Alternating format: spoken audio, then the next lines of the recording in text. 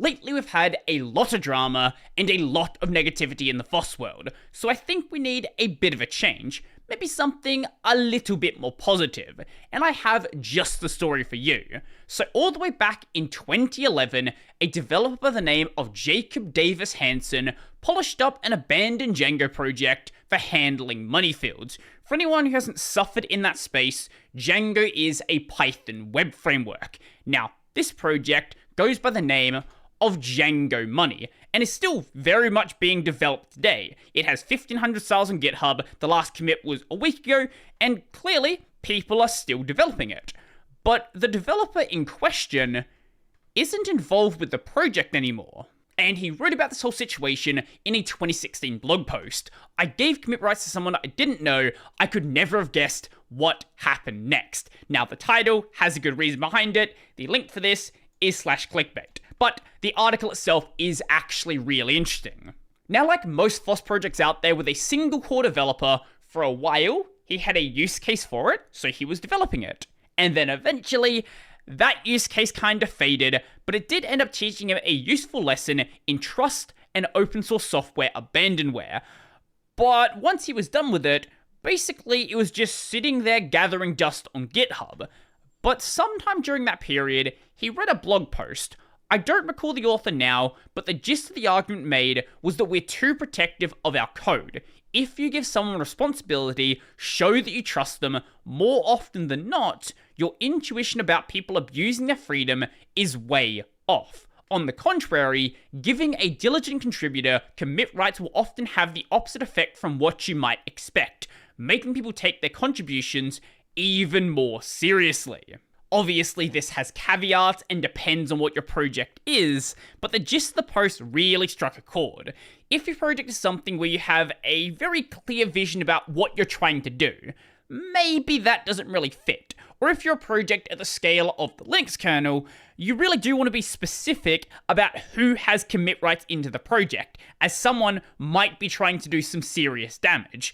But if you're just some random Python library and somebody shows up offering commits, and these commits, from everything you're seeing, are good commits, it seems like that person is trying to just be a good Samaritan.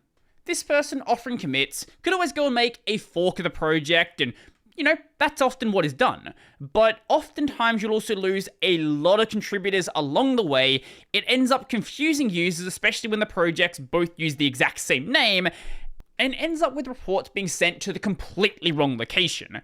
If they seem committed to the project, when maybe you're not, what's the harm in letting them at least try? So a few weeks later, he did exactly this.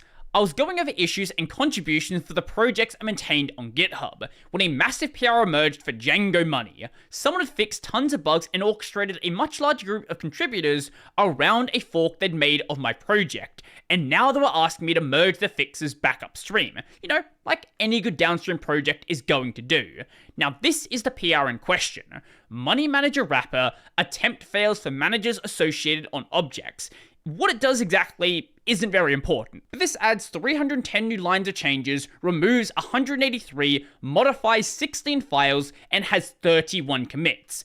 It's by no means the biggest PR ever, but this touches systems across the entire codebase, introduces a lot of important changes, and when this project is kind of on the back burner, it is going to be a lot of effort to go through to get this properly migrated into the codebase.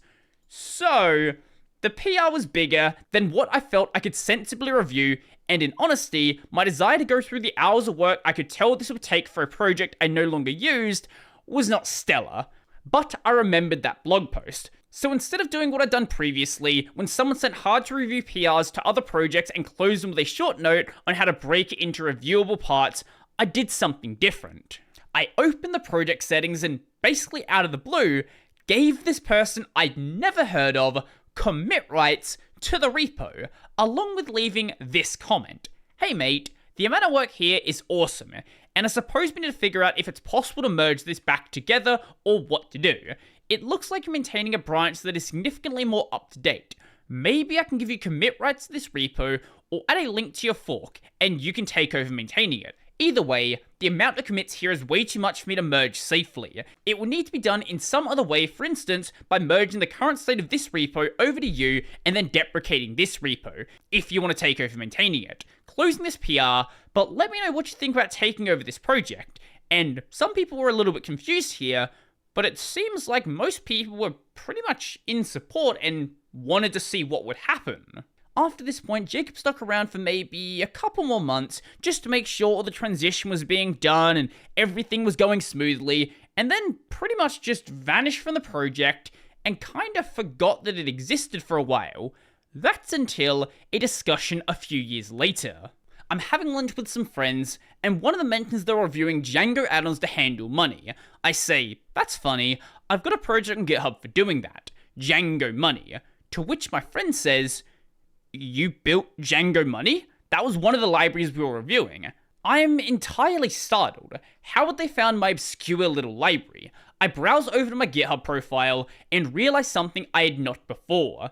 Django Money was by far the most popular repository I have, as in all of the other repos with one-off things had a few stars, Django Money had several hundred. If you're not constantly checking your GitHub profile and you don't have a repo pinned, it's pretty easy to lose track of it, and it's pretty easy to not realize that something kind of popped off if you're not really paying attention to it. And nowadays, it's a lot more than a couple hundred. Now it's 1,500. Like, this is clearly a popular repo.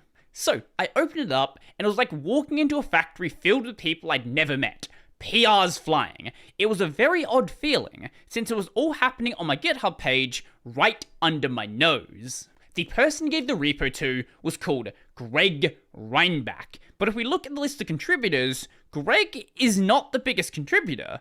In fact, there are two people higher up the list, and neither of them are Jacob. So it turns out that Greg is not the current main maintainer. In fact, he basically did the exact same thing and gave the repo to another person called Benjamin Boulderbach. But that's not the only person. Nowadays, the main maintainer is someone called Dimitri DeGallo, so it seems like once again, the repo was handed off to another person. And nowadays, the project's even in a GitHub org, so they can easily add in new maintainers and remove them as things change along the way. Benjamin is still involved in the project today, but he's by no means the biggest maintainer on it.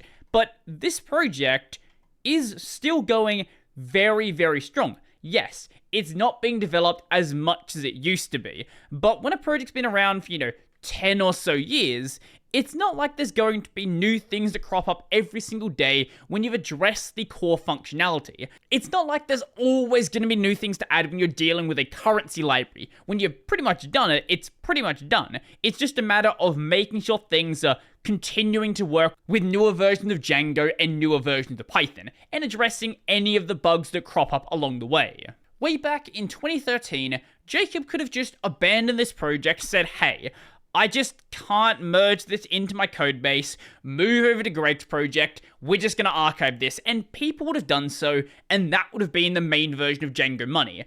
And there would have been other projects along the way that also would be handling money. But by allowing this person to take over the project when you didn't want to do so yourself, it offers this really interesting story that sometimes it is actually worth trusting people in this space. Not everybody is trying to be malicious. If somebody seems like they're maintaining a good fork of your project or just offering really good commits, maybe that person could be involved in a more formal way with the project, not just as someone offering you a PR and you merging them. But since he trusted this random person, the project has lived for many years to come and will likely live for many more into the future. And slowly but surely over the years, it has gained more adoption to the point where it's now being considered for a project at the crowdfunding platform my friend worked. This project is something that actual developers were actually using at the time, and it seems like are still using today. So, if you're considering abandoning a project, and someone comes along with a massive PR that seems like it's a really good PR, but maybe it's just a bit too much work to handle, or maybe someone is maintaining a fork of the project that seems like it's thriving pretty well, maybe consider giving that person rights over your repo. If you don't need it anyway, what's the harm in doing so? So let me know your thoughts in the comment section down below. Have you ever trusted a random contributor with your codebase? Maybe you're one of the people who've been given that trust. I would love to know. So if you liked the video, go like the video. And if you really like the video and you want to become one of these amazing people over here, check out the Patreon, subscribe to the Repo linked in the description down below. That's going to be it for me, and I forgot to record this outro.